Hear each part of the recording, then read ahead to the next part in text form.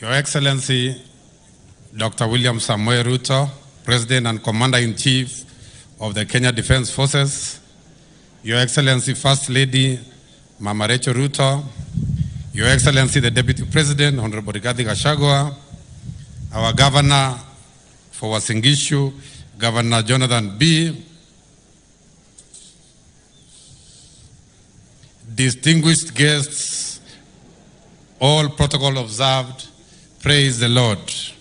Allow me, Excellency, to take you through a brief journey through the rich history of Eldoret, showcasing its transformation from a first savanna grassland to its current status as a thriving cosmopolitan city.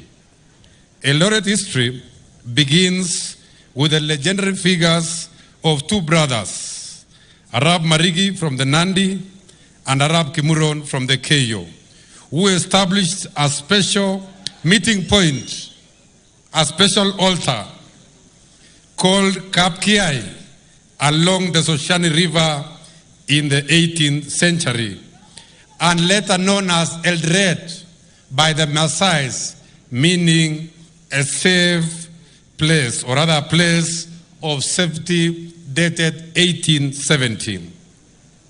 The town's early years were marked by the arrival of the brutal Boer settlers and British colonizers from South Africa, who shaped its development amidst conflict and change.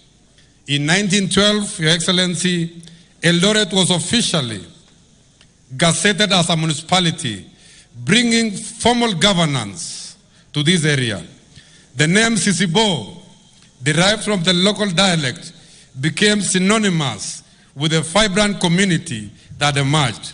Sisibo was coined locally from the farm number 64, which was 64 miles from the then only Londiani railway station. The construction of Kotab site in 1959, which now houses the governor's office, marked a significant milestone in Eldoret's urbanization. Notably, every household living in Wareng then were forced to contribute a cow each for the construction of Kotab site.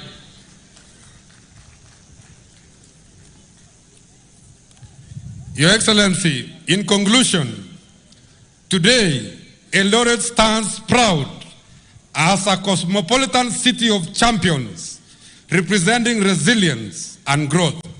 It is my pleasure, Excellency, to introduce an extraordinary team of hustlers, of talented young Kenyans, who will bring this incredible history to life.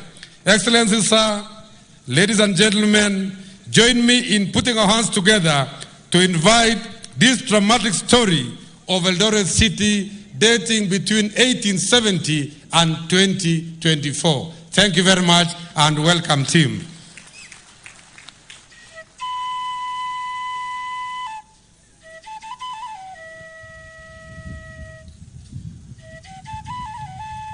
At the heart of a vast savanna, where the landscape stretches beneath a beautiful sky, a peaceful coexistence exists.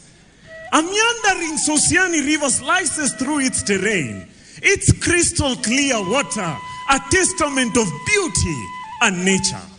Along the riverbanks, the cranebirds glide effortlessly. Nearby, a herd of antelopes are grazing contentedly.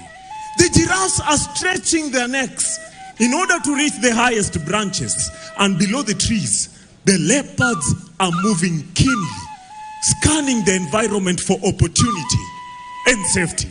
In the distance, the roaring lion rests in the shade. What a balance of nature. All these nondescript features are landmarks of the Uasin Gishu, as it will come to be known as Uasin Gishu years later. Here, the Sirikwa, like Kipiak and Naivasha people thrived, tending to their cattle and living harmoniously with the land. 1800 was the year. the Maasai started to move in. They intended to use this land as their grazing field. But this led to a very fierce battle between the Maasai and the Nandi. Blood was shed, lives were lost, people were displaced. But eventually, the Nandi emerged victorious, pushing the Maasai all the way down to Transmara. Then in came the British, following the land regulation of 1899, which allowed the white settlers to exploit the indigenous people fertile land. But of course, the Nandi were not going to take this sitting down. Baba. Anyone baba. Hawa watu wamekuja wanataka kuchukua vitu yetu. Hawa sungu. Brotich, nataka ukae jasiri Brotich. Sawa baba. Chunga vitu yetu Brotich, sawa? Sawa baba. Na wamekuja na silaha kubwa. Sasa unachunga kabisa Brotich, sawa? Sawa baba. Haya. Lakini baba, mimi nasikia watu wanakuja na silaha kubwa baba. Sasa baba, na hii silaha yangu dogo tafanyaje baba? Hebu niambie tajiandaa aje baba? Brotich, endeleta wanawake. Ngoja Brotich. Endeleta watoto. Brotich, ngoja. Baba, fanya hivi, peleka watu mahali mzuri, mahali watakaa vizuri. Sawa? Mama na watoto baba? Na mimi baba? Wewe ni mwanamke? Hapana baba. Basi, wewe ni mtoto? Hapana baba. Haya, sasa wewe ni mwanaume. Sawa baba. Imrni Brotich, sawa? Unarudi hapa tunaenda pamoja. Sawa Brotich? Haya, harakisha Brotich. Haraka. This will later on lead to a fully blooded war between the British and the Nandi, which lasted for a period of 10 years. But the British subdued the Nandi, pushing them down to the Nandi reserves.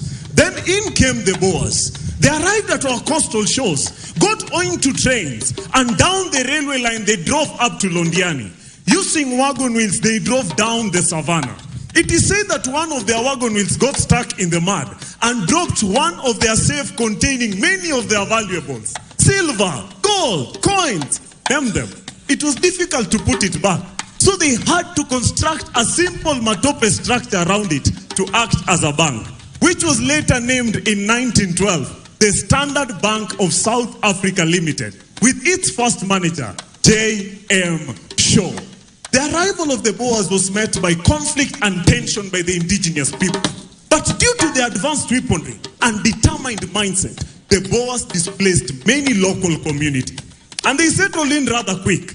They established their farm right here at the Wasingishu Plateau, and they designated it a simple numerical label, Palm 64. Since it was 64 miles from Londiani where there was a railway headquarters. But now here comes the twist. The pronunciation of the word 64 was an uphill task to the locals. Ngoja kidogo. Ile Palm ne? Palm 64. Palm 64. 64. Oh, 64? Gongoi 64. So to them it ended up being Palm 64. So stay with us as we journey through time, witnessing the triumphs and struggles of those who once called this land home. In 1910, a Boer by the name Willie Van Aert established the first post office, since he could not make a living out of the farm, and thus the township started. He started receiving applications for business plots on the farm, and it had to be given a name. The locals were summoned by the governor, Sir P.C. Giroud, in order to give it a name. It was problematic to get one. There were many suggestions. Giroud Forte, in honor of the first governor. Yes, we name it Sirikwa. Yes, those were the first inhabitants of this land. Oh, so we name it after them. Wow, that's a good one. Yes, Masai, unasema aje? Tuite Entore, meaning the Stony River. Oh, well, that's creative. Yes, we name it Bado Kidogo. Why should we name it Bado Kidogo? Oh, like you need more time in order to get a long-lasting name. Oh, that's quite a suggestion. Now, ladies and gentlemen, Maasais carried the day with Entore, but meaning the Stony River, since the riverbed of the Sosiani River is said to be very stony. But now, these two our white friends became Eldoret. But the governor was curious why every local word ended with a consonant T. So he suggested that a consonant T be added so that it can be comfortable for the locals to pronounce it. But now, during the official gazette of January 1st, 1912, a typing error occurred and it was misspelled to Eldoret. The official gazette notice, January 1st, 1912, the administrative station on the Wasingishu Plateau, formerly known as Farm 64, will for the future be styled Eldoret. Now Eldoret became the new promised land to the Boers. And just like any other place, the economic transition began. And later on, we had mayors. From the first black mayor, Councillor A.N. Olo, to the last black mayor, W.K. Rono. Ngoja kidogo. Nataka uende mbele mpaka mahali Pristine ako. Hapo mbele, hapo Pristine. Hapo mahali Pristine anaingilia basi. Hapo. Exactly. And well, if you thought the story about Eldoret was done, then think again. In 1966, just 3 years after independence, nature gave us a bouncing baby boy. Fast forward, he became a CU leader at a school right here in Eldoret. Nundoroto School, which is the current day Wareng High School. Proceeded to Kapsabet Boys for his A-levels. Then became a youth leader in 1992. Then the member of parliament Eldoret North. Then to a minister. Then to a deputy president. And now to the president of the Republic of Kenya. And today, in accordance with the 2010 Constitution, Eldoret has just received a charter as the 5th city of Kenya by the 5th President of Kenya, His Excellency, Dr. William Samoei Arap Ruto. Ladies and gentlemen, welcome to the city of champions.